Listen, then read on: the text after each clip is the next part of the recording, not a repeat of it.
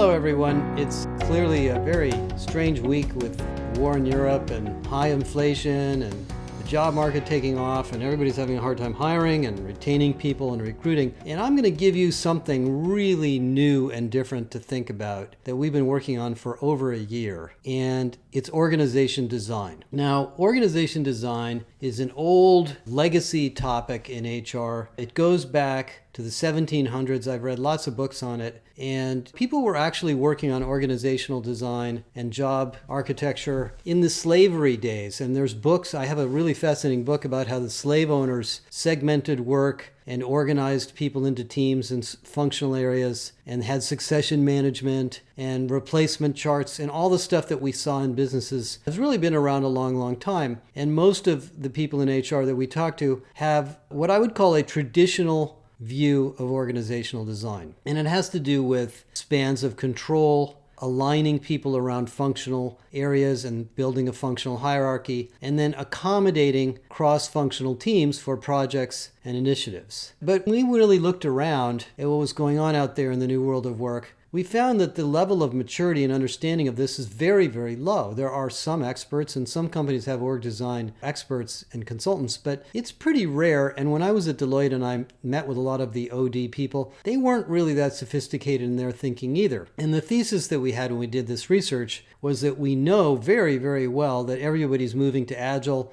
highly dynamic structures. Companies' jobs are changing. Roles are becoming much more hybrid. Things are being automated. A job that you hired somebody for 6 months ago just changed because you bought a new system and we don't need that job anymore, or maybe it's changed. We need people to be more cross-functional. We need people to have T-shaped careers. We have to build organizational awareness and systems thinking. So what do we do about org design? Kathy and Darius and me and some other people sat down and we worked on this. And for the last year, we've been studying it. We did a massive survey, came up with 90 or so practices of org design to determine the relative level of maturity, and correlated the maturity of companies in org design. By the way, we did this in partnership with a company called OrgView. OrgView is the leader in org design, data-driven org design tools, a very interesting company that you should check out. And what we found is really breathtaking. First of all, the reason org design matters right now is because it's hard to hire people.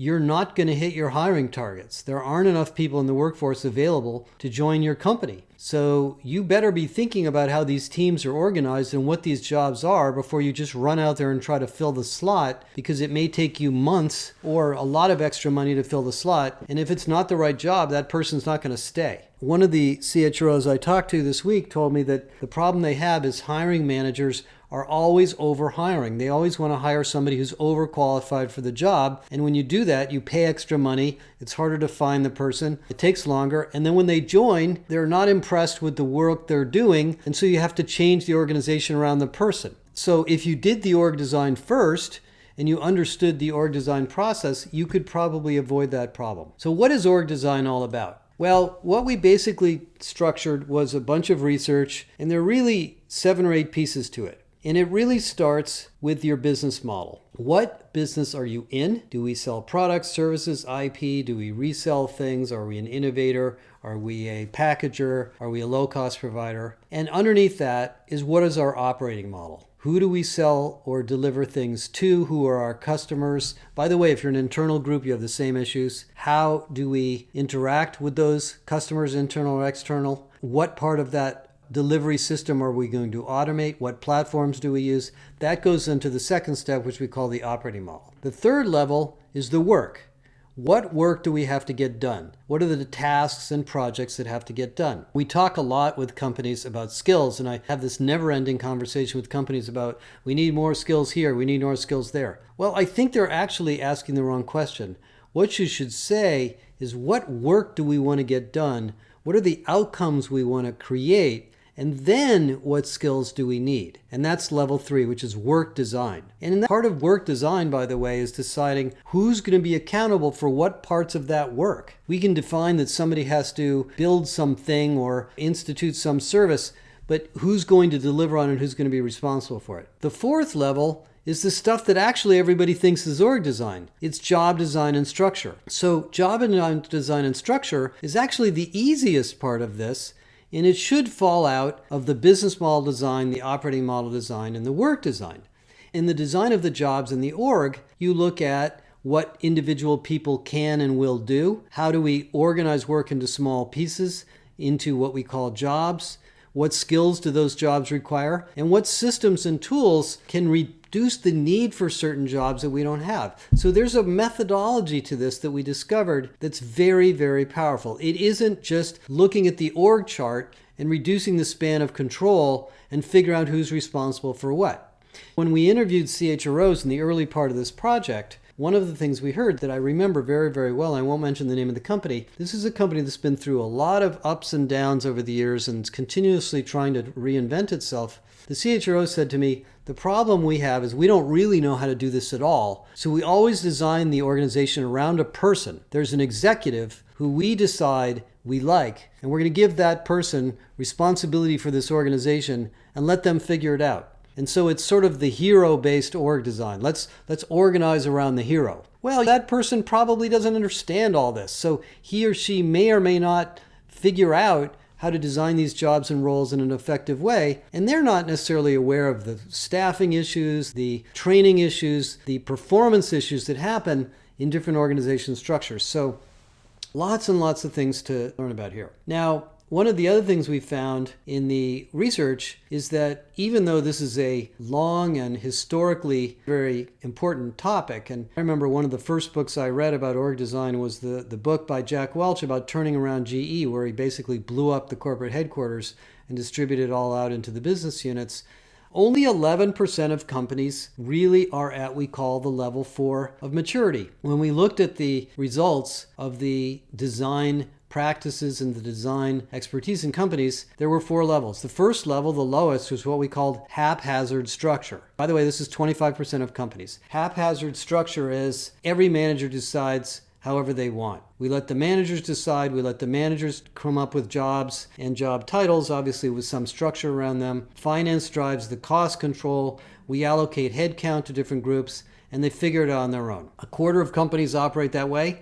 And it turns out when you look at the data, it underperforms. The second level is what we call traditional design. We have functional hierarchies, spans and layers, rigid boxes and sticks. We make decisions about the hierarchy and who's going to fit into which functional area.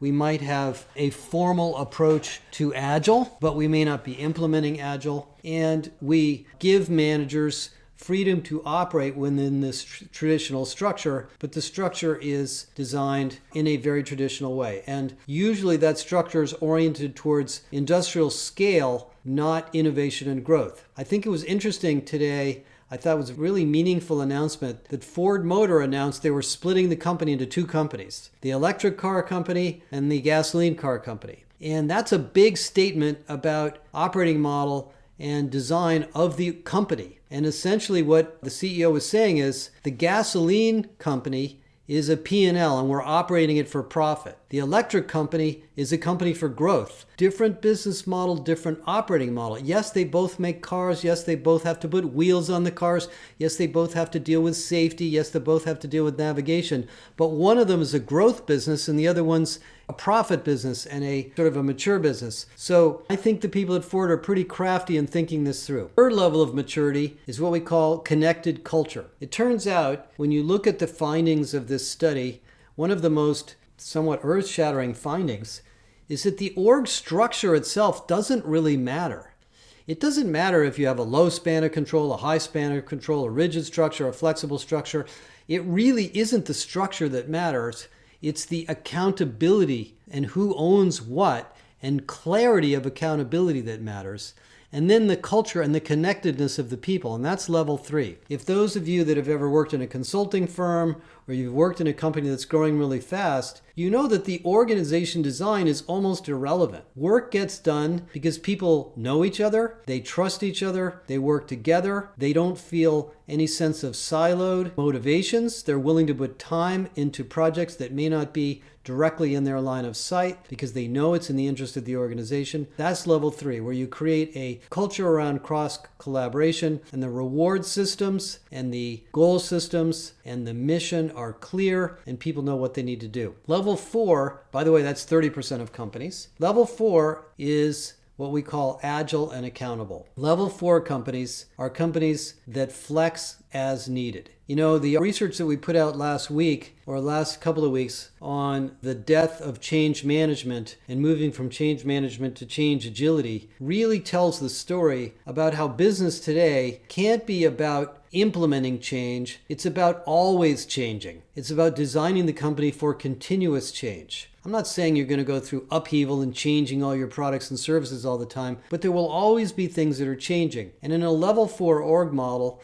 people know what they're responsible for. There's lots of reward for results. Skills are considered to be sacrosanct and important. Mobility is facilitated and encouraged, and the company knows who's responsible for what. And I think there's a term in Amazon, I forget what it's called, the responsible individual or something like that, that's a good idea here. If we don't know who's responsible for this, then no organization structure is going to fix it. And if we're afraid to assign responsibility, then we haven't really decided how we're going to operate our company yet. So we really don't have an operating model. Anyway, lots of interesting things to see. Now, when you read the report, you're going to see a lot about the details of job design and operating model design, work design, and structure. We also talk a lot about implementation and tools. And the other thing that we're going to do is we're going to give you some education. We know that this is a fairly complicated topic. So what we've built is a new course that'll be coming out later this year that's going to be called a superclass on organization design. And what this course will do is it will take you through a real-world project, an actual consulting project that we did for a large organization on how to redesign part of the organization based on this idea of moving to an agile and accountable model. Agile and accountable is really the secret to success. Now, why does this all matter to you? 2 reasons. First of all, for those of you who are not familiar with this topic, you'll be surprised how often this comes up. Anytime somebody talks about hiring or an underperforming business unit or a leadership issue or a person who's necessarily aligning with the rest of the team or a team that needs help, it's an org design issue. In the book that I'm going to be publishing this summer and this fall, I talk a lot about the mythical man month, which is an old book by Fred Brooks at IBM. And the story of that book it's a very short book, it's well worth reading, but basically the story is this. At IBM, back in the days when they had lots of software engineers in San Jose, and they probably still do, they used to build these big monolithic software systems like CICS and MVS and these big mainframe systems, and they had massive teams of people. And they were broken into functional areas, and each functional area responsible for a small component. And then they had documentation people and project managers and schedulers and integration testing and so forth. And it took years and years and years to get new releases out. And Fred Brooks, who was one of the senior executives in that organization, did a little analysis, and he found out that the more people he hired, the slower the projects got, until eventually they reached a point where the projects got slower and slower and slower, and we had a negative return on investment of hiring people. He said, this is nuts. I don't know. We've got to change this. And so he moved to what is often known as the surgery model, where you have one surgeon and a whole bunch of supporting staff. And he broke the software engineering teams into small groups, each of which had a surgeon, which is a chief architect or a chief developer, and then people around that person. And what we was basically doing, and this was, I think, in the 1970s or the early 1980s, is he was really developing the original principles of Agile, which then became the Agile Manifesto a lot of you have probably read about. So the lesson here is that if you do this well, and if you think about it, you are going to be a consultant in your job as an HR person. If you're in recruiting, you need to ask good questions about what this job is and why it's designed the way it is. If you're a business partner, you're going to be looking into organizations and you're going to be advising senior people about how teams should be set up and who should be in what role and what technologies should be used to automate different jobs. If you're in analytics, you're going to be looking at the data in the organization to find underperforming areas of the company. If you're in rewards, you're going to be looking at pay, and you're going to be scratching your head and wondering why certain groups are paying more than others and what that means to the organization. So org design is really a fundamental discipline of HR, and we really think you all should learn it. The second reason that I think it's important for you to learn it is that it will give you insights into other aspects of your job that you haven't thought of before. Let's suppose you're in leadership development, or you're in L&D, or you're in coaching, or you're in well-being. The org design issues affect employee experience. They affect retention. They affect the satisfaction and productivity of your company. In fact, I would venture to say that most of the things that managers talk about in most companies have to do with the way the organization is set up. Why are we behind on this metric? Why are we outperforming in this group versus that group? All of those are questions that are asked constantly that oftentimes have to do with the way the organization is structured. And sure enough, most of you are going to be asked at some point to redesign a group, come up with a reorg.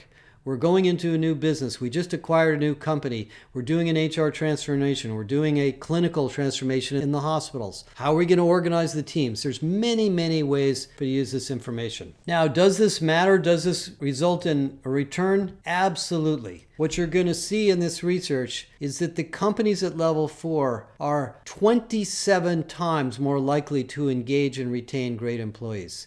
30 times more likely to adapt quickly to change. When we did our research on pandemic response 2.5 or maybe a year and a half ago in the resilient organization research, what we found is the companies that were outperforming during the pandemic were able to reorganize quickly and to reassign responsibilities and accountability without a lot of agony and long, complex change management. So understanding the principles of organization design will make your company more productive, will make your managers and leaders more effective, and deliver on the bottom line and increase your ability to grow and attract and retain people. I really want to thank Kathy Enderis, who led this research, the folks at OrgView for helping us with lots and lots of examples, and you're going to see a lot of really interesting case studies, examples, and tools in org design from this research. Much of these tools will be available to our research members, and we'll put out as much of this as possible for the general community as well. And I look forward to hearing from you on your feedback on this research. Thank you.